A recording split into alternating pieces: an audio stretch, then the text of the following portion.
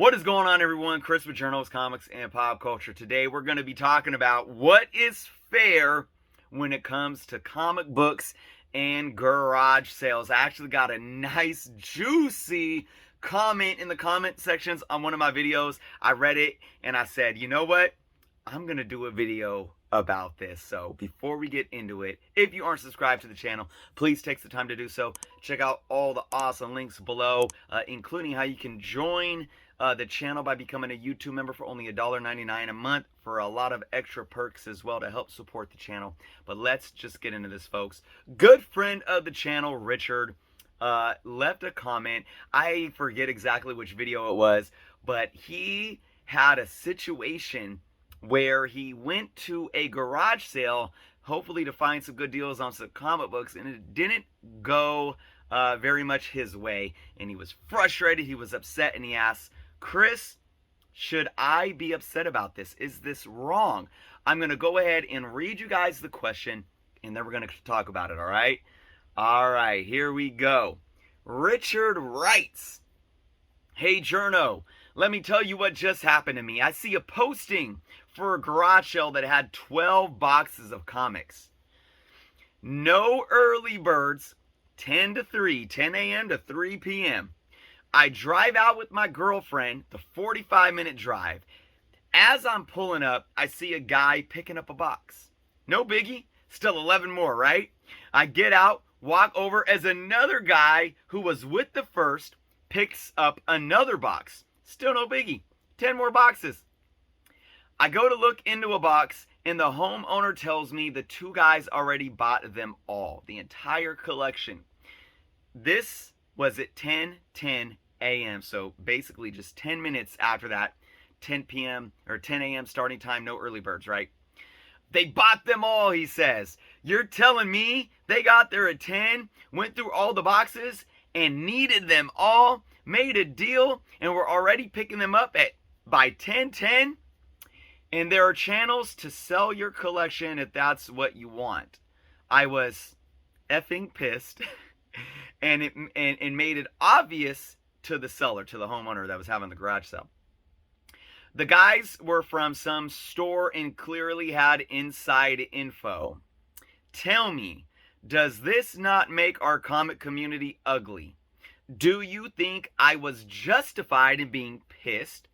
Why list no early birds from 10 to 3, 12 boxes if you want to sell your collection as a whole? I just think these dudes are total a-holes. All right, Richard, love you to death. Appreciate this comment. It's a loaded comment, folks. It really is. And I'm going to try to break this down as much as I can. The first thing I need to make clear, as much context as you did add, Richard, you didn't add at all.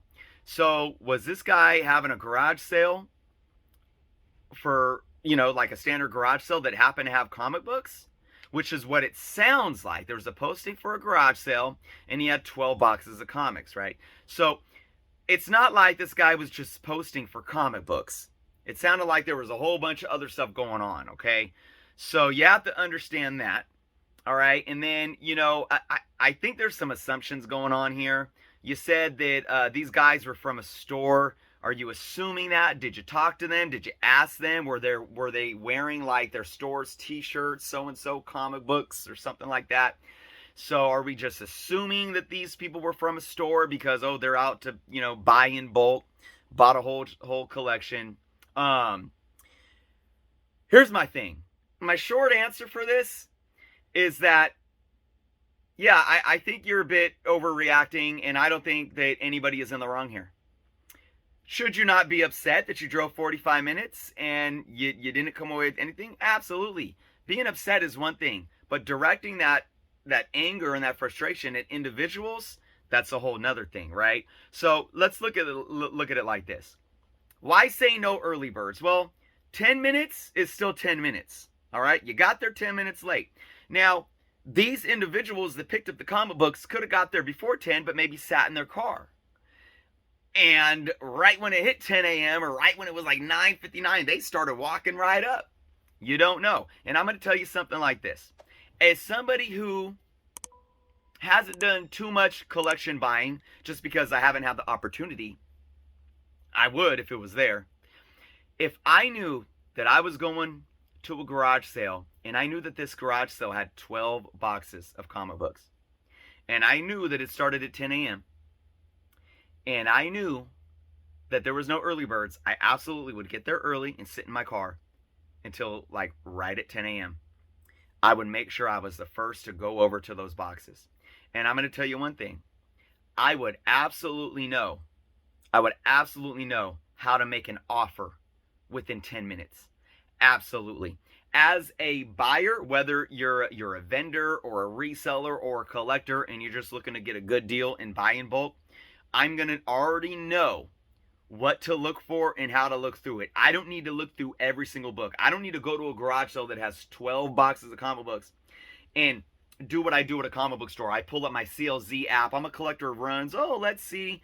Let me go over to the Amazing Spider-Mans to see which ones I'm missing in my run and look through every single book. I don't need to do that. I'm going to know how to skim through the boxes in a matter of probably 5 minutes or less. And I'm going to have an offer in mind that I'm going to go make to that homeowner or that seller. And I'm going to ask him, I'm going to say, what are you looking to get for these comics? Are you really looking to sell them in bulk? You looking to get them all off your hands at once, make it quick and easy? Or are you really more on pricing them individually? If he gives me an answer, I want to get them off my hands, then I know right there how to make an offer and what offer I'm going to look for. I can take 5 minutes to just breeze through, see if I see any keys. I can get an idea if they're mostly 90s books or modern books, or are they mostly Silver Age and Bronze Age books. I'm going to absolutely know all that in less than 5 minutes. Hands down. Hands down. So I just really speaking to this, how can they make a decision within 10 minutes? That is more than enough time, if you ask me. So now when it comes to you justified being pissed, like I said, I understand. If you drive 45 minutes and you get there and there's nothing left, I would be upset too. But the way I would protect myself like that moving forward is maybe inquire about the comics beforehand. Maybe there was no early birds, but if this person was posting on Craigslist or Facebook or wherever you saw their posting, was there pictures? Even in pictures, you can get an idea of what's there. Ask them, can you upload pictures? Ask them, are you selling these comic books individually? Or are you looking to sell in bulk? Are you looking to just get them off your hands fast so you as a buyer know what to expect? And if you're not there to buy in bulk, it's going to help you ask yourself, is it worth it for me to take this drive? Because you got to understand, if they're posting this online or anywhere, there's going to be other people that are looking at it, and it's going to be other collectors, and it could be resellers, it could be buyers that are coming from stores looking to get collections that they can, flip and sell in their stores. And is it making the hobby dirty? Absolutely not.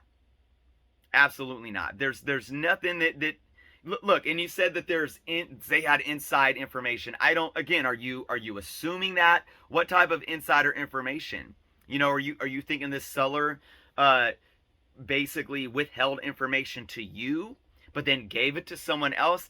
I don't think that's the case, because you got to keep in mind too, if that was a store and somebody buying in bulk, and you're just somebody that wants to go rummage through back issue bins or rummage through these bins like you would back issue bins in a comic shop and maybe pay closer to a fair market value for a handful of books, they might be making more money, at least per item, at least per book, with you. So why would they essentially do something that's going to hurt them making more money in the long term? I don't see that as the case. I see that this listing was put out there.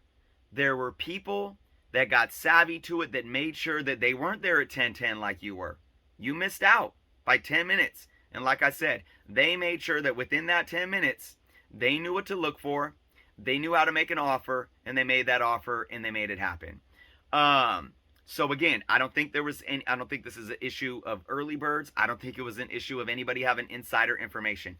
Like I said, did you ask questions? You could have easily ask the seller questions before the day of the sale, before you arrive there. So, to sum it up, it's a free market. Nobody's entitled to anything. Nobody. And this is what I try to tell comic collectors of all sorts. You're not entitled. Neither am I. And I know it hurts. I see so many people getting, they'll post on IG or they'll post in the comic book Facebook group saying, it finally happened to me. I found a Hulk 181 at a Goodwill for $2 or something like that. Or, they came up on a collection that had all these keys in it and they paid like $200. And I'm like, man, when is that going to happen to me? But I'm not entitled to that. Nobody is. You weren't entitled to go to this garage sale and say just because you drove 45 minutes that somebody needs to sit around and hold a couple boxes for you. It's just, and I'm not saying that to be rude. I'm saying that to be completely honest. And that's just how it is. I don't see, if these individuals that bought these books were from an LCS, how is that dirtying or making the community ugly?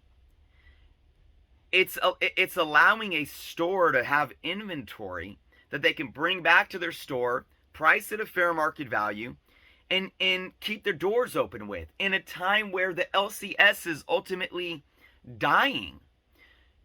So I don't see this as being a bad thing or that anybody was being ugly or evil or anything like that.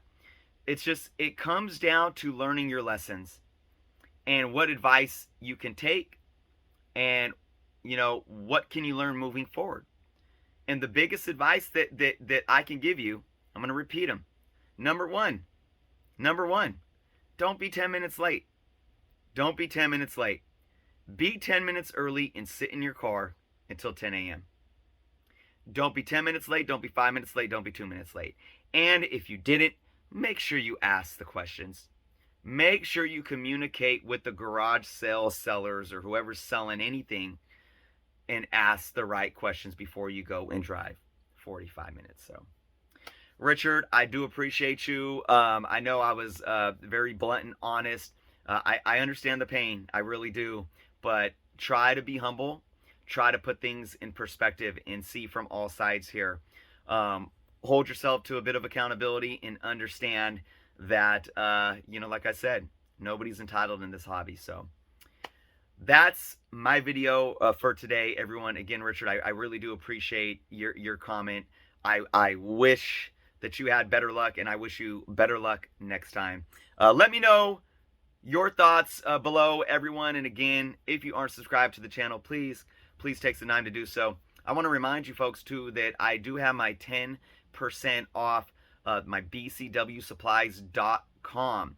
So that link is in the description below. You can use the code JOURNOS to receive 10% off of your orders whenever you order bags, board, boxes, any supplies from BCW's website. The code never expires. You can use it as many times as you want. So with that being said, I hope everyone is well, and until next time.